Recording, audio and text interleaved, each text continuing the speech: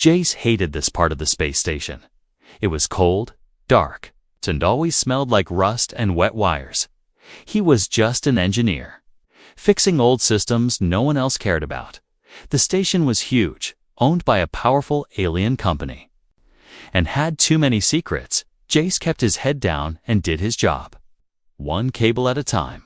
That day, he was sent to fix a power leak in the lower storage wing, Sector 9B. No one went there anymore. Not since the station's expansion. He dragged his tool case along the metal floor, the lights flickering above him. Then he heard something strange. It wasn't the hum of machines or the buzz of old lights. It was a voice, soft, shaky, and scared. "Open the door, human, please." Jace froze. He looked around, but the hallway was empty. "Hello?" he said, unsure if he imagined it. "Please, I know you're there. Help me," the voice said again. It came from the wall. Jace stepped closer, pressing his ear against the cold metal. The voice was real. A hidden panel near the floor caught his eye. It looked like a maintenance hatch, but older, covered in dust. He unscrewed the panel and found a narrow crawl space. At the end was a steel door with a small, glowing red lock. Behind the door, he saw her and alien girl. She had pale silver skin, long dark hair, and glowing violet eyes. Her wrists were bound by strange cuffs that shimmered when she moved. She looked weak, thin, and scared. Jace stepped back, heart racing. "Who are you?" he asked. "My name is Rinya," she whispered. "They locked me here for my blood." He blinked, not sure he understood. "What do you mean?" "They're using me, experimenting," she said. "Please, don't call them. They'll kill me." Jace stared at her, confused and nervous. He wasn't trained for this. He was just a tech guy. Still, something in her voice didn't sound like a lie. "Why would they lock you here?" "My DNA," she said softly. "It can heal, grow, fix what's broken, even bring life back. But they want to turn it into a weapon." Jay stepped closer, examining the lock. It wasn't standard and definitely not part of the station's normal systems. Someone went out of their way to hide her. And now she was begging him to open the door. "If I help you," he said slowly, "what happens next?" "I'll tell you everything," she said, "but only if you promise not to hand me over." Jace looked at her again. She didn't look like a threat. She looked like a prisoner, a scared one. He sighed, scratching his head. "All right, Rinya," he said. "I'll think about it. Please don't leave me here," she whispered, voice shaking. "I can feel the scanners. They come every few hours to check my vitals. They think I don't know, but I do." Jace stepped back into the crawl space and sealed the hatch behind him. He walked away slowly, thoughts racing. He couldn't just unlock the door. He needed a keycard. And he had no idea who had it, but he also couldn't walk away. Something about her eyes, her voice, stayed in his mind. Maybe it was because she didn't scream or demand. Maybe it was because she was the first living being to ask him for help since he joined the station. The station was full of rules. He knew that, and breaking even one could get him arrested or worse. But there she was, trapped just a few feet behind metal, and only he knew about her. "Damn it," Jace muttered under his breath. "What have I stepped into?" He didn't know yet, but something told him this was just the beginning. Jace couldn't sleep that night. Every time he closed his eyes, he saw Rinya's face behind that small window, her glowing eyes. The fear in her voice, it wouldn't leave his mind. He stared at the ceiling of his small quarters, thinking about the lock, the cuffs, and the things she said about her blood. It sounded crazy, but something about her had felt real. The next day, he went back to work like normal. But his thoughts were not on broken panels or wiring issues. They were on Project Revival. He had heard whispers before, even seen encrypted logs while doing system checks, but he never paid attention. Now, everything felt different. He needed answers. Jace used his access card to enter the sub-level maintenance wing, a place he had clearance to visit, but instead of repairs, he opened a hidden console that led him inside the local data node. He typed carefully. Searching keywords: revival, DNA, Sector 9B. Unauthorized rooms. At first, nothing. Then, he found it, a buried log, marked restricted, tied to a medical officer named Trezek Call. Attached to it was a video file. Jace played it, heart pounding. Inside the video was Rinya, strapped to a table, not screaming, not crying, just silent. As robotic arms took samples from her neck and chest, the timestamp was only 3 weeks old. The voice of Trezek played in the background, cold and proud. Subject 17 continues to survive strain testing. Tissue regeneration exceeds known limits. Preparations for organ duplication underway. Jace slammed the console shut, his stomach turning. She had told the truth. They were using her, not helping, not studying, but breaking her again and again for her cells. He looked over his shoulder, making sure no one was watching, then copied the logs to a hidden device and wiped the search trail. But now came the hard part. The door, the cuffs, those needed a master access card. Something he didn't have. Only someone like Trezek could unlock it. Jace checked the logs and saw the doctor had a lab near the core medbay. Too far, too guarded, unless he got creative. He waited until shift change, when the halls were busy, but unfocused. He walked like he belonged there, carrying a toolbox. Pretending to check wall panels, he reached the medbay's security room and found Trezek's lab. Locker locked by fingerprint and eye scan. He knew he couldn't crack it, but someone else could. One of the cleaning drones passed by, scanning the hallway. Jace pulled a wire from the back and bent it just enough to make it act strange. The drone beeped, paused, and sent a small alert to the main system. Trezek would be called to check it personally. Jace hid behind a column and waited. 10 minutes later, the doctor arrived, tall, thin. With blue skin and sharp yellow eyes, he tapped into the panel and opened the locker, complaining to himself in a low voice. That was all Jace needed. He snapped a stealth photo of the doctor's eye from a distance and quickly uploaded it into a mimic scan device he once built as a joke. Now, it was serious. As Trezek walked away, Jace stepped up, used the mimic, and opened the locker. Inside, he found a ring of ID cards, samples, and one black keycard with red markings, authorized lab access. Jace didn't even breathe as he took it and slipped it into his boot. He closed the locker and walked away, heart thumping in his ears. By the time he reached Sector 9B again, the hallway was quiet. He waited for the shift to end, then opened the hidden panel again, but this time when he reached the crawl space. Something was wrong. The light from the small window was off, the room dark, and Rinya was not there. The cell was empty. Jace's chest tightened. He crawled inside fast, calling her name in a whisper. No answer. Then he noticed something green blood on the floor, glowing softly, fresh, and a single message scratched into the wall using a sharp piece of metal. Don't trust anyone, Jace. Stared at the words, confused, angry, and afraid. She was gone, and now?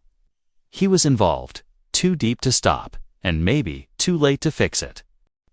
Jace didn't waste time. He followed the trail of green blood, crawling through the narrow passage like a rat chasing smoke.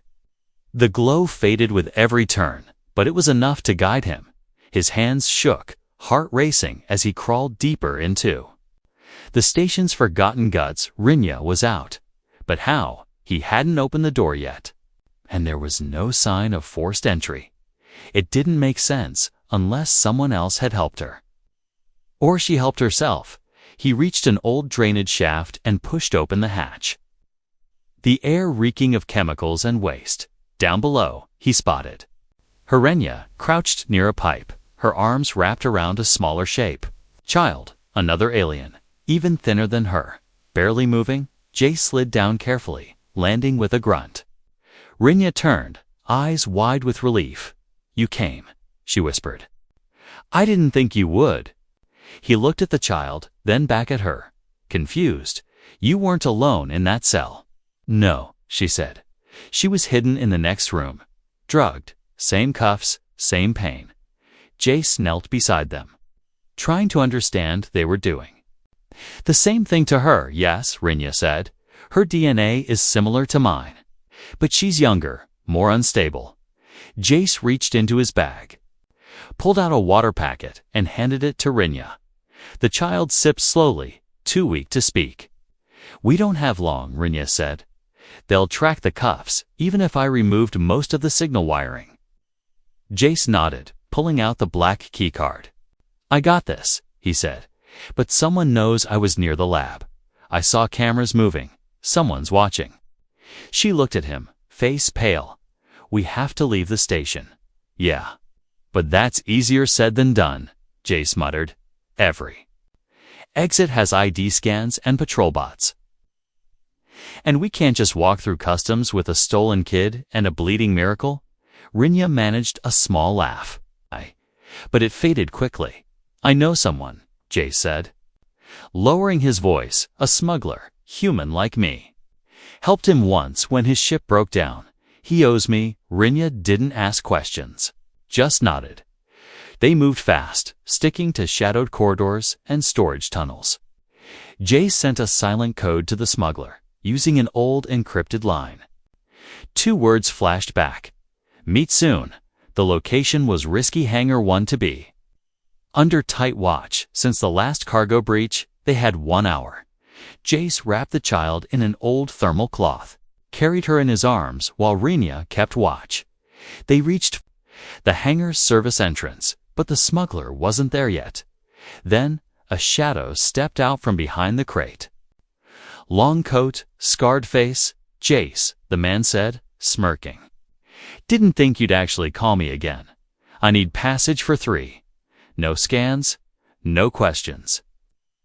Jace said quickly. The smuggler looked at Rinya, then at the child. "Bioengineered." "Girls," he muttered. "You're deep in it, aren't you? Can you help or not?" Jace snapped. "Sure," the smuggler said. "But there's a price." Jace felt it coming. "I need you to deliver something for me." The smuggler continued, holding up a small black data cube. "Slip this into the main AI core before you leave." "What is it?" "Let's just say it'll make the company blind for a while," the smuggler said, smiling. "You do that, I'll give you a ship no trace." Jace didn't like it. But they had no other way. He took the cube, slipped it into his pocket. "I'll do it," he said. "But if this kills people, it won't," the smuggler said, already turning away. "You have 30 minutes, Jace looked at Rinya. Unsure, but she was staring at the cube with narrowed eyes. "There's something wrong," she whispered. "I can feel it." Jace hesitated, mind spinning. Time was running out. And now he wasn't sure who to trust. If he delivered the cube, he might doom the station. If he refused, the smuggler would vanish, and they'd be trapped again. Either way, the next move had to be perfect and fast. Jace stood in front of the AI core room, the cube burning in his pocket like a silent threat. The hallway outside was quiet. Too quiet. No patrols, no footsteps, just the soft hum of the station's systems. He had 20 minutes left before the smuggler launched the ship. One wrong choice and everything would fall apart.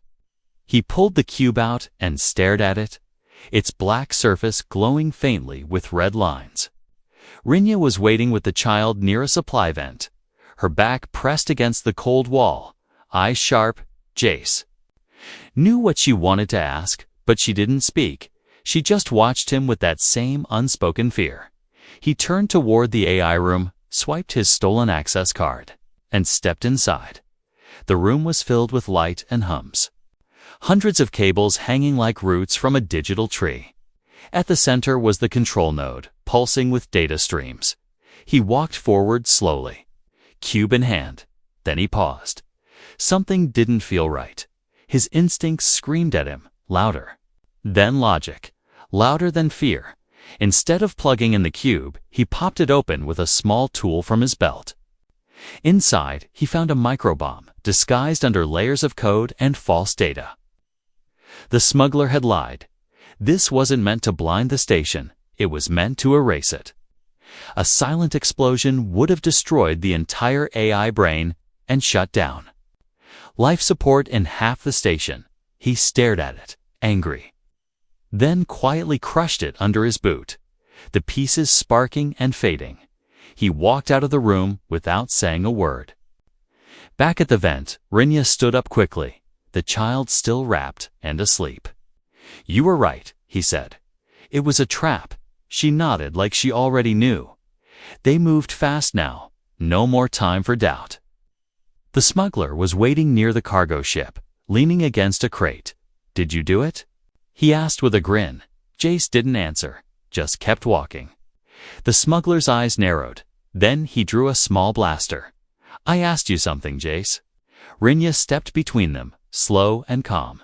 "You lied to us," she said softly. "You would have killed thousands. I lied to survive," he snapped. "Same as you." Jace raised his hands. Voice cold. "If you shoot, you'll set off alarms. Guards will be here in seconds." The smuggler stared at them, then lowered the weapon slowly. "I could sell you for more than that ship's worth," he muttered. "But you won't," Jace said, "because you know what's coming behind them." The emergency lights blinked. A quiet signal from the docking port. Security was beginning a random sweep routine, but deadly. "Fine," the smuggler growled. "The ship's unlocked. Take it and go, but don't come back." They didn't wait. Jace lifted the child again, Rinya at his side, and they ran across the dock, slipping into the small cargo vessel marked for junk delivery. Inside, the ship smelled like fuel and metal, but it had power. Jace jumped into the pilot's seat, flipping switches, praying it would start. The engine roared to life, a low growl that echoed through the hangar. Outside, alarm lights began to flash. Security had spotted movement. Too late now. Jace hit the launch control, and the ship lurched upward, slamming them into their seats as it shot into the void. For a moment, silence, just black space and stars stretching forever. Then a voice crackled through the ship's comm system. "Unregistered ship, identify." Jace didn't answer. He turned the signal off and set a random jump course. Rinya leaned back, closing her eyes, the child resting in her arms. "You saved us," she whispered, her voice soft and tired. "I almost didn't," Jace replied, watching the stars blur as the ship jumped forward. He didn't know where they were going yet, but he knew one thing: they weren't prisoners anymore. And someone was going to pay for what had been done to her. This wasn't over, not even close. The stars outside the ship were calm, but inside, everything was falling apart. The child began to shiver uncontrollably, her skin flashing between pale blue and gray. Rinya knelt beside her, panic rising in her voice. "She's rejecting something," she said, pressing her hand to the girl's chest. "Too many chemicals. They rushed the tests on her." Jace didn't know what to do. He wasn't a doctor, just a tech with a stolen ship and 2 lives depending on him. "Is she dying?" he asked quietly. Rinya didn't answer, but her eyes said yes. Jace opened the nav screen, scanned for anything: a moon, a ship, a station, even a junk freighter. One blip appeared, faint and old. An abandoned cargo station floating near a mining belt. No security, no scans, just cold steel and forgotten walls.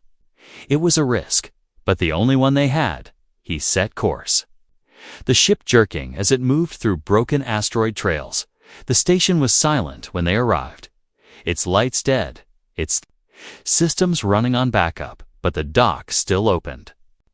Groaning as if waking from a long sleep, they stepped out, the child now barely breathing. Inside, the walls were scratched with messages from old cruise warnings. names, and stories written in many languages. Jace carried the child while Rinya followed close. Watching every shadow, they found an old medbay, mostly stripped. But one regeneration pod still had power. Jace wiped dust from the screen and prayed it still worked. "It's from an old model," he said, "not designed for her species." "I can adjust the settings," Rinya said, her fingers moving across the controls with speed and skill. "You know this tech." "I was inside one for months," she whispered. "I learned how to survive it."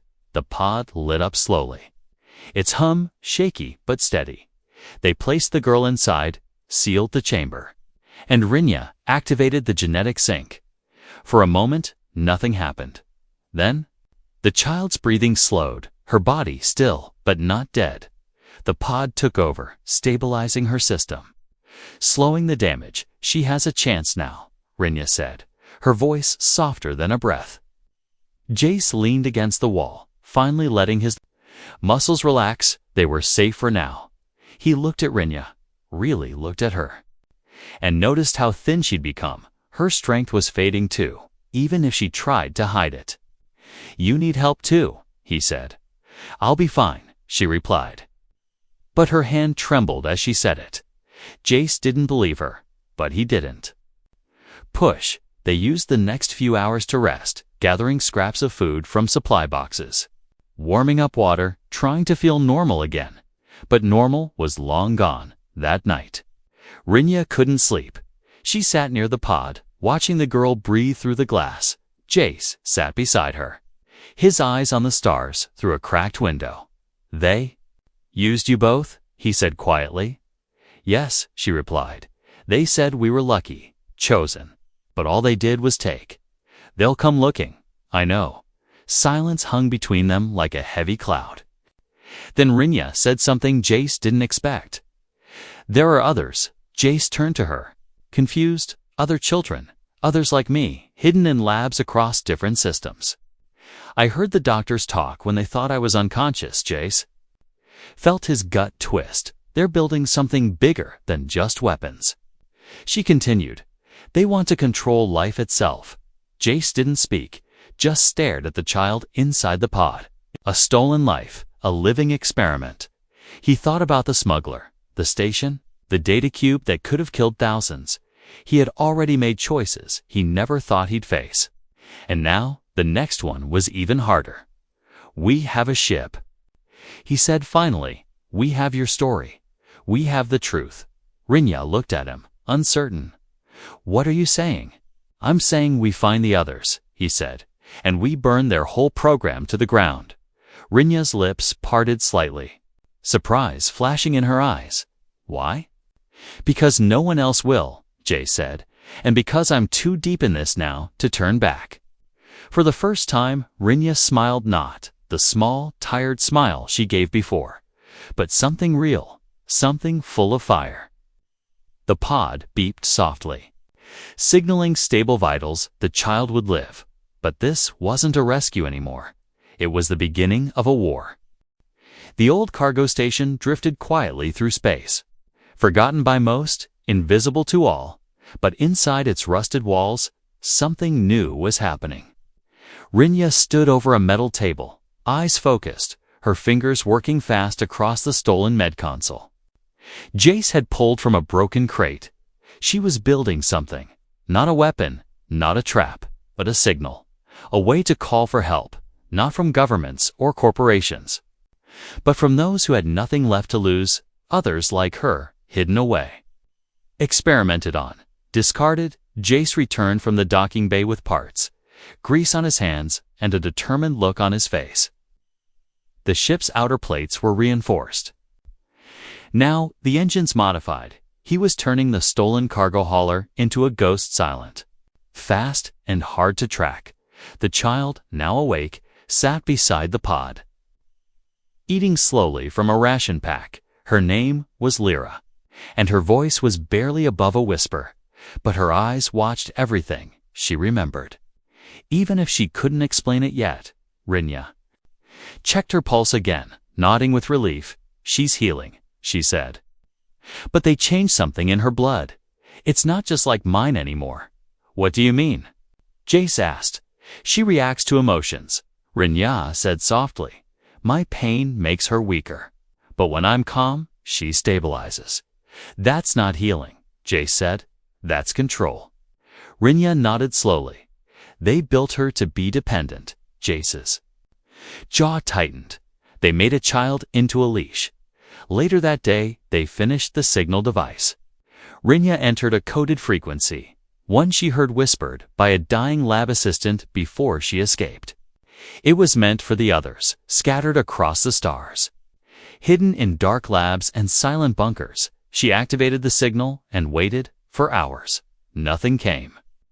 Then a reply blinked on the screen, just 2 words, still alive. Jace and Rinya stared at it. More replies followed over the next hour, all from different sectors. All short, all haunting, hiding, need help. They took her, no escape. The truth was bigger than either of them imagined. It wasn't just Rinya. There were dozens, maybe hundreds, all stolen, all used, all afraid. Rinya turned to Jace, her face pale but fierce. We can't stop, she said. We have to reach them. Jace nodded. But before he could speak, the power flickered, the lights dimmed, the console froze. Someone's found us, he said. Moving quickly to the control panel, a proximity alarm buzzed faintly, followed by a silent flash on the radar.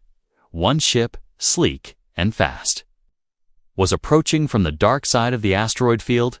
No ID signature, Jace muttered, but the design.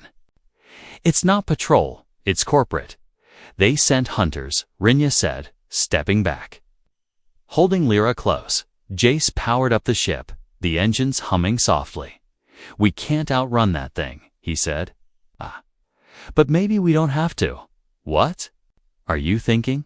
We let them come to us? Jace said, grabbing a handheld EMP launcher from the gear pile.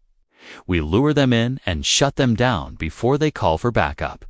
It's dangerous, Rinya warned. We're past dangerous, Jace said, his voice cold. This is survival, Rinya nodded once. Then carried Lyra into the small crawl space beneath the medbay floor.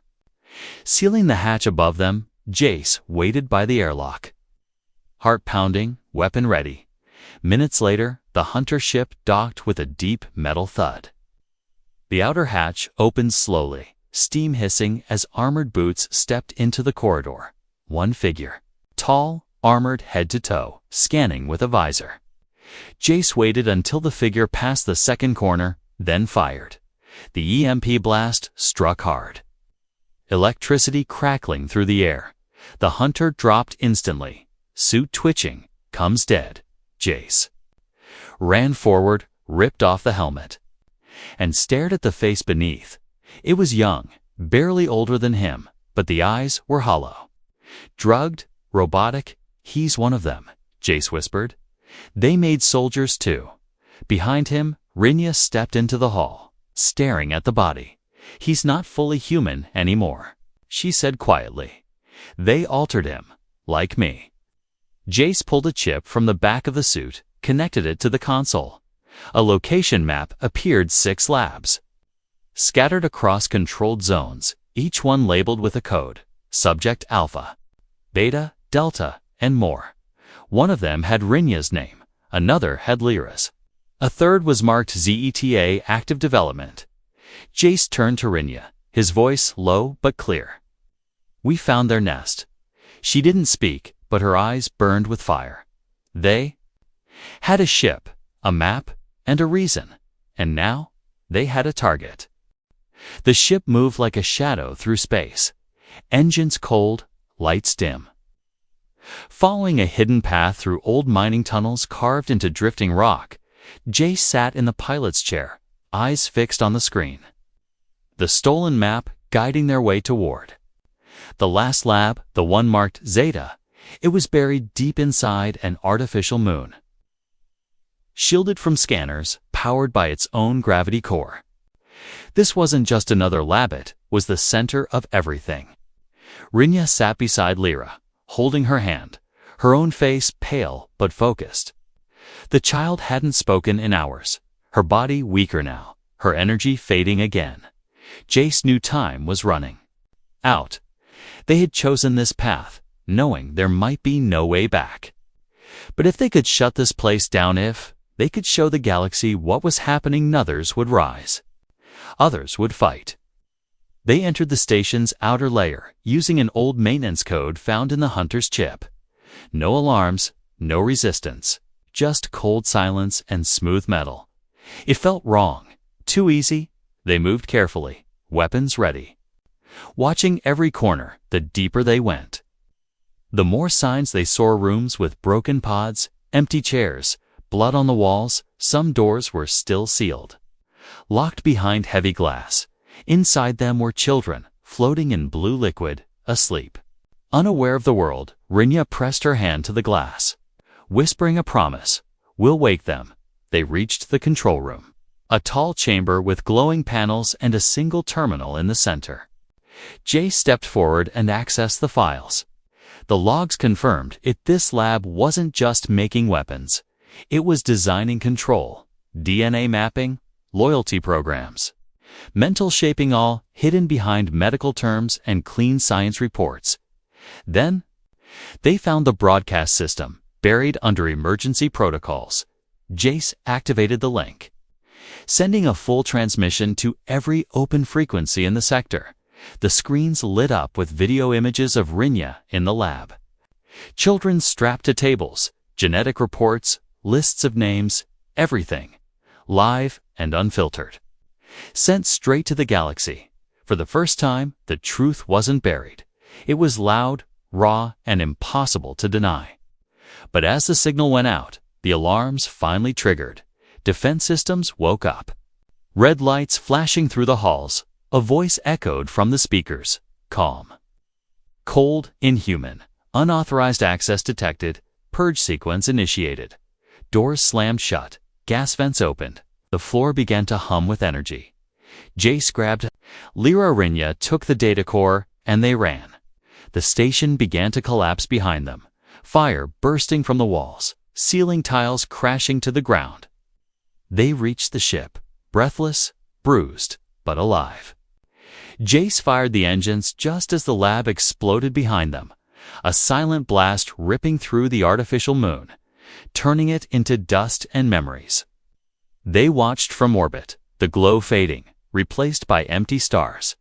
The signal was still broadcasting, now echoed by new ships, resistance groups, even some former corporate allies who had turned after seeing the truth.